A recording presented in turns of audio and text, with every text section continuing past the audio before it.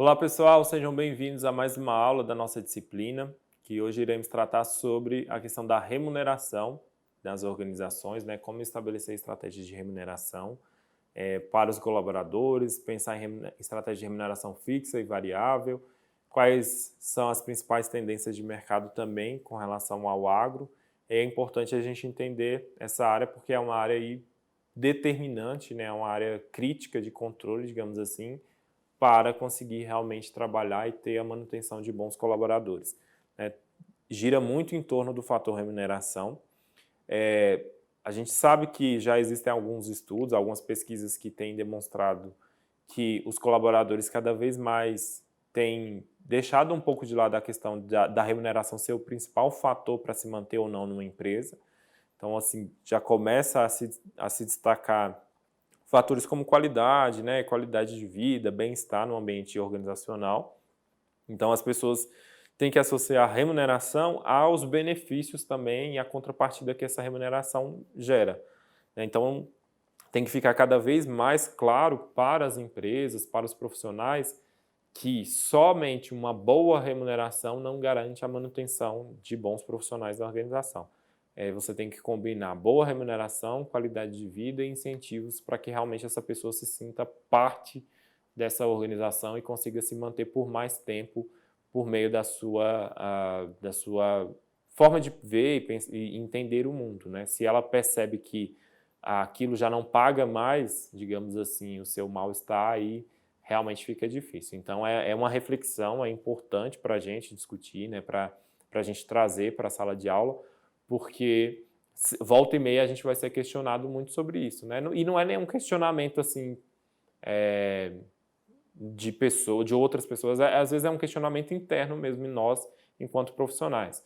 Será que eu realmente estou disposto a ganhar, a ter esse elevado grau de remuneração por tudo que eu faço? Será que tem uma reciprocidade empresa, pessoa ali? Será que não está sendo mais prejudicial para a minha saúde e tudo mais? Então, as pessoas estão refletindo sobre isso, né? Lógico que em países desenvolvidos isso é bem mais evidente, né? Em países desenvolvidos, assim, as pessoas têm essa opção de escolher qual o ambiente de trabalho, qual a opção de mercado que ela quer ter, mas mesmo em países em desenvolvimento, países como o nosso, também as pessoas, e quanto mais qualificadas, mais elas podem fazer esse tipo de questionamento, né? Então, é interessante porque vocês estão nesse caminho de buscar qualificação para buscar qualidade de vida, bons índices de remuneração, isso associado, com certeza, é uma demanda bastante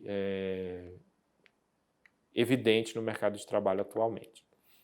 Então, remuneração é aquela coisa, né? Sempre a gente vai se destacar que ninguém trabalha de graça. E é fato, né? Ninguém vai trabalhar sem ter um retorno, uma contrapartida mediante a sua força de trabalho.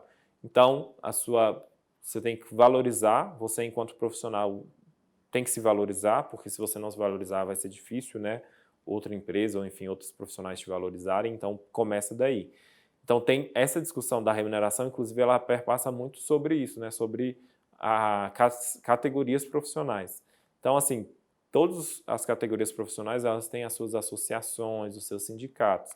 Então, essas organizações, elas discutem, elas têm a missão de fazer uma avaliação sobre qual seria um nível de remuneração adequado para a sua profissão, né? Então, assim, tem a categoria do sindicato dos professores.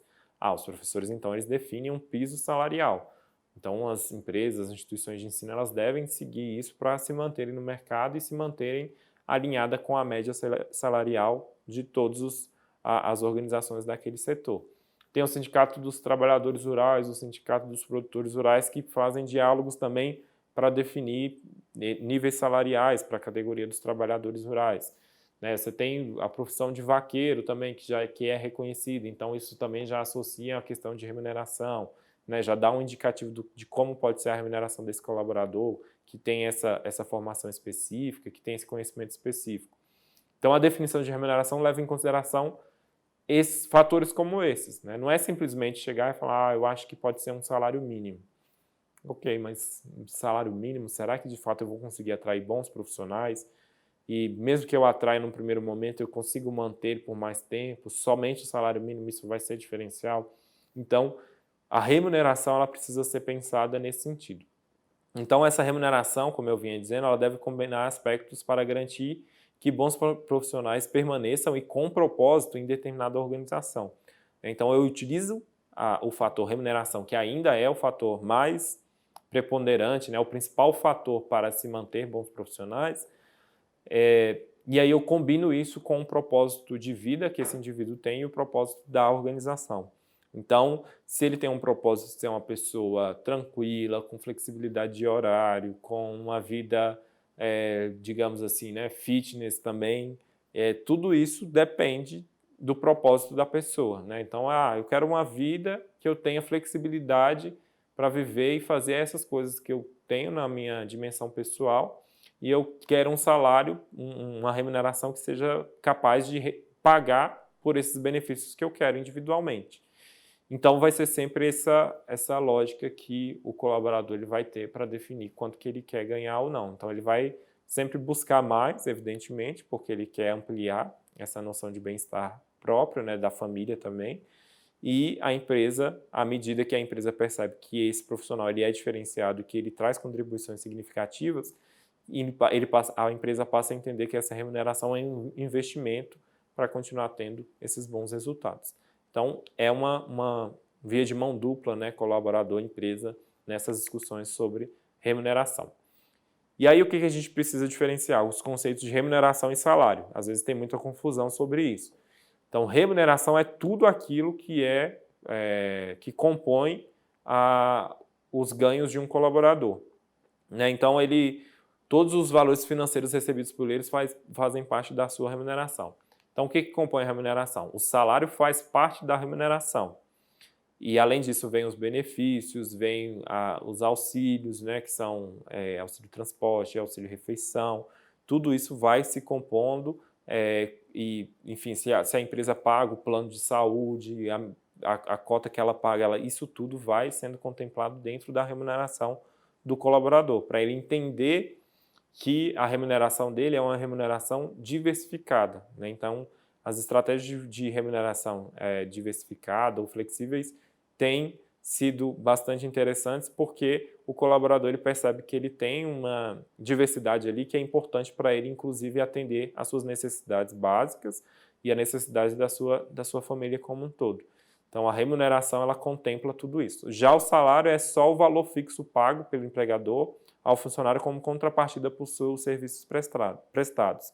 Então, tem salário base, salário mínimo, piso salarial. Esses são salários, né, que são bem definidos e que a gente, então, entende como o conceito de salário. Então, aquele que é o fixo é o salário. Então, para frisar bem, o salário faz parte da remuneração que se soma a outros benefícios que o colaborador pode ter ao longo da sua atuação profissional. Aí aqui só para exemplificar, na região do Mato Grosso do Sul, que foi definido o piso salarial do trabalhador rural, que chegou ao valor de R$ 1.061, que foi definido para aquele ano, né? Essa notícia é de 2018, que é só para exemplificar, né? Passa por correções, enfim, né? Ao longo dos anos. Então, é interessante porque é importante vocês, enquanto gestores, acompanharem esses acordos, né? Porque imagine só, você está lá querendo contratar um trabalhador rural para a empresa e vai lá e coloca um valor abaixo do piso salarial que foi definido pelas entidades que são responsáveis pelo setor. Então, você já está fora de uma estratégia adequada, está fora do padrão de mercado, seu planejamento de recurso financeiro está errado, seu planejamento de RH está errado também. Então, tem que ficar atento, tem que ficar bem informado, né? Acompanhar essas mudanças de legislação também, mudanças no valor do salário mínimo, mudanças do valor do piso salarial, porque é isso que vai determinar a sua melhor estratégia de definir a remuneração de cada um dos colaboradores de acordo com a sua formação e as suas competências. E, lógico, o ideal, o mundo perfeito é combinar esse salário com outros benefícios para isso informar uma boa remuneração e o colaborador ficar contente e ficar mais tempo na empresa. Tá certo? Então era isso que eu gostaria de tratar com vocês nessa aula. né, uma aula sobre remuneração, tem uma série de requisitos legais também que tem disponível no nosso material.